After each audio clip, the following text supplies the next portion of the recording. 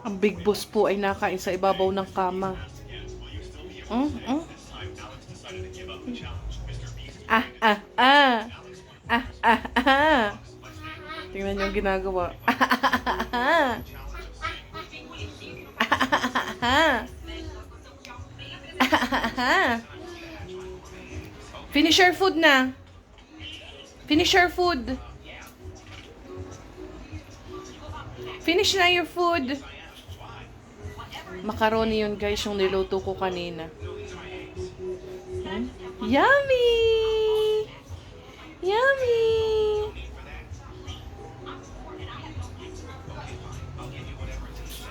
Sit down properly. Sit down properly. Sit down, Khalid. Sit down. Sentara. Sentara. Hmm? No? Morning! Andito pa kami sa bahay. Waiting kami kay Baba. Ihahati daw kami ng bisikleta. And merong bigay na cesta basica sa daycare ni Khalid. Kukunin namin. Pinaltan ko si Khalid ng bag. Bigayan ni Ate Ems, yung friend ko, na nasa Japan na ngayon. So, ngayon ko lang nagamit kasi yung bag ni Khalid ay nasira na. So, Mama, your pacifier. Khalid, good morning. Good morning. What's that? Is that your new bag? Huh? Is that your new bag? So, maganda dito guys, no?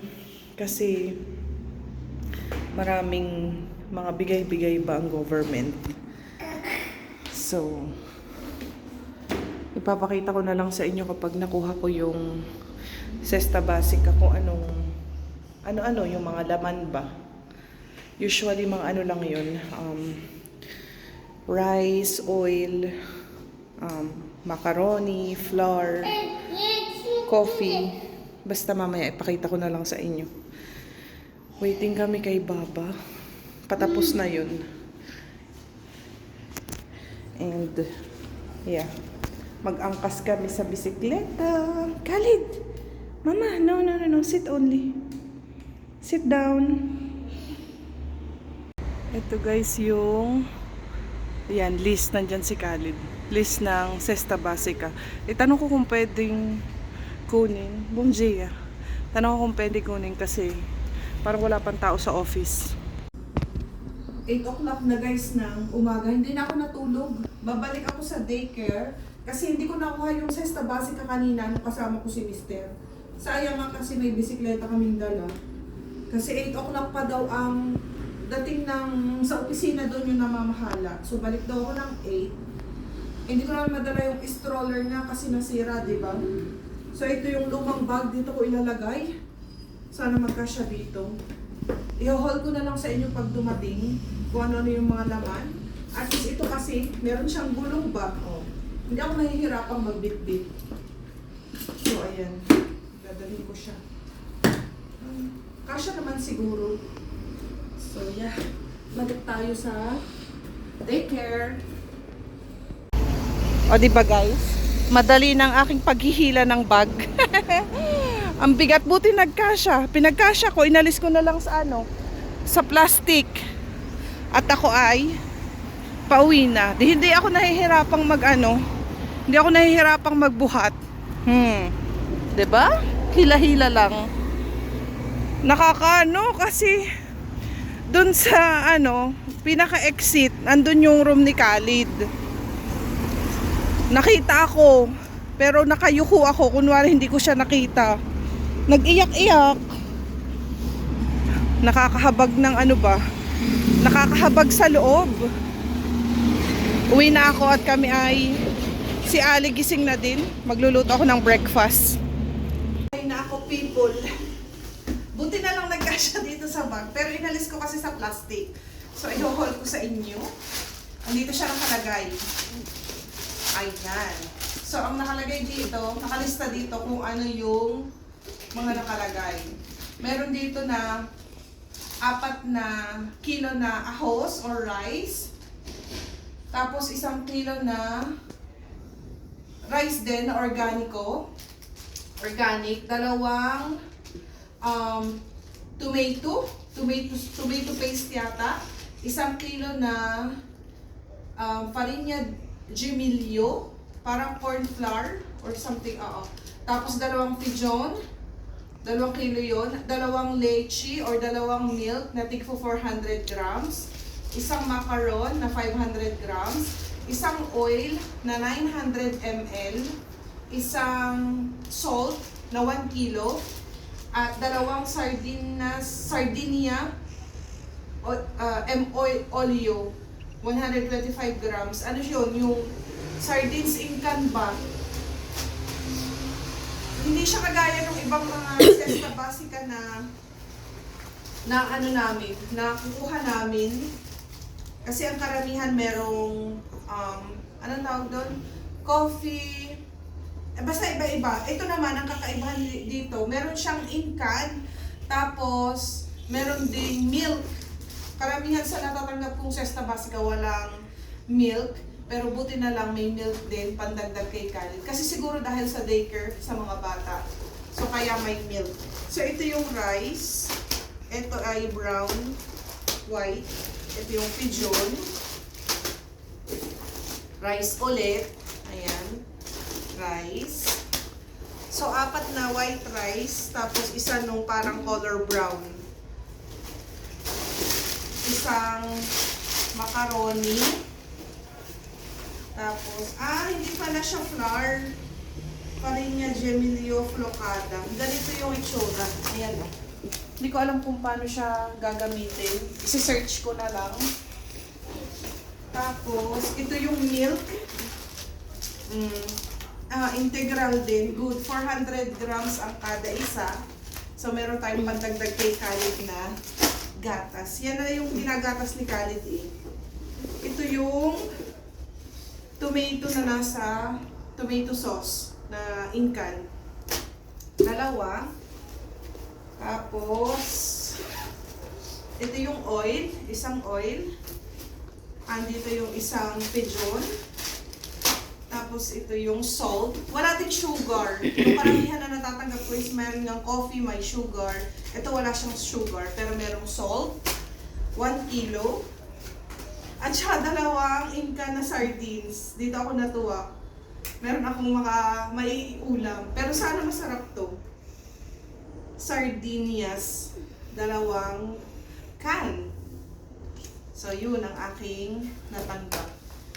Pakita ko sa inyo ng malapitan.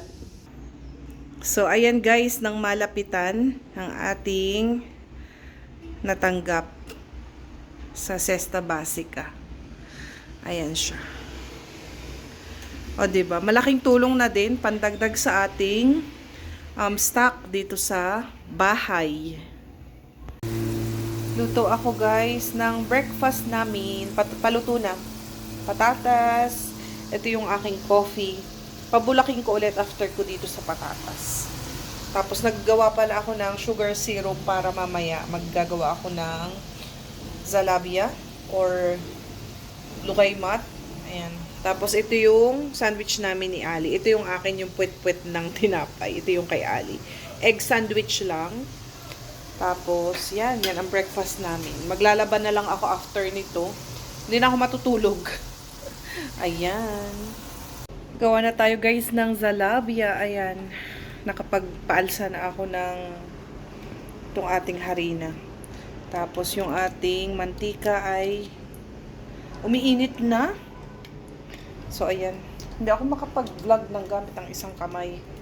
Kasi nga yung stand ko is nasira, di ba? Pakita ko na lang sa inyo pag naluto na. Tapos after nito is magsusundo na ako kay Khalid. Andiyan na rin, nakaredy ng aking tubig at kutsarita para pambilog dito sa ating gagawing zalabia. Ito naman ang ating sugar syrup. Medyo lumapot na siya. Malamig na, nailagay ko na sa ref. Ayan, tapos naka-prepare na yung lalagyan natin ng ating lulutuin. Luto na tayo. Ito na guys, ang ating first batch, first salang. Ito double fry pa yan mamaya. Tapos ito na, nakapaglagay na ulit ako dito. Maliit ang ating lutuan, kaya pakonti-konti. And ito pa ang ating lulutuin. Ayan, hindi nga lang siya bilog na bilog, but it's okay. Luto na ang ating zalabia na iba-iba ang shape. Pero okay lang yan, makakain din yan. So, magsusundo muna ako kay Khalid. And malamig ang panahon, guys. Ang hangin. Ayan. Medyo kulimlim. Sumikat ang araw nung nag-video ako. Pero kanina kulimlim. Yan o, biglang sumikat yung araw. Kita nyo dun, makulimlim ang panahon. Parang uulan ba? Pero yung hangin is sobrang lamig. Magsundo na tayo ng bata, guys. Nakailang peraso na ako. Kanina pa ako makain. Huwag sana kami abutan ng ulan. Madilim pa rin ang panahon.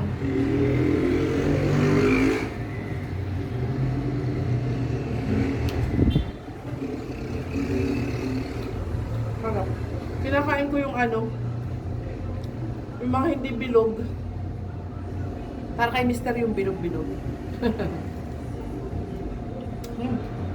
Sarap.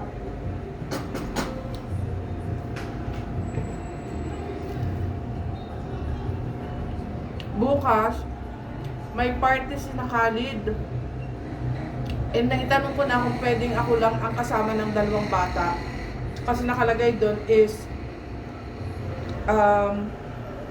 isa ang tagabantay ng isang bata.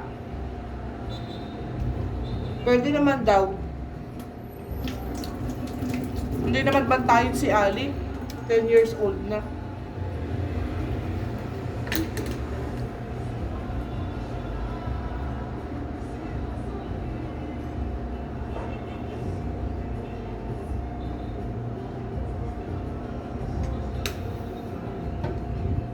Magsundo na ako. Magdala siguro ako ng payo. Baka abutan kami ng ulan. God, ang diretso ni Khalid sa Zalabia. Yummy! Nakita niya agad, dire-diretso doon. Buti na lang talaga nagdala ako ng umbrella. Kasi umulan, pero hindi ganun kalakas. Enough na yan. 2 is enough. Sit down. Sit down here. Sit down. Sit down, mama. Sit down. Yummy? Khalid? Yummy yan? Lahat na lang, no? Yummy? So yummy. Yummy yan. Remove your shoes na. Remove your shoes. Where is your other socks? Oh no, what happened to your foot? Where's the other socks, mama? Nick, asan yung isa mong socks? Ang lagkit. Hugasan na kita. No. It's dirty. Nasaan yung isa mong medyas? Siguro hindi niya alam kung saan. Hinubad siguro nito doon. Ha? You remove your socks?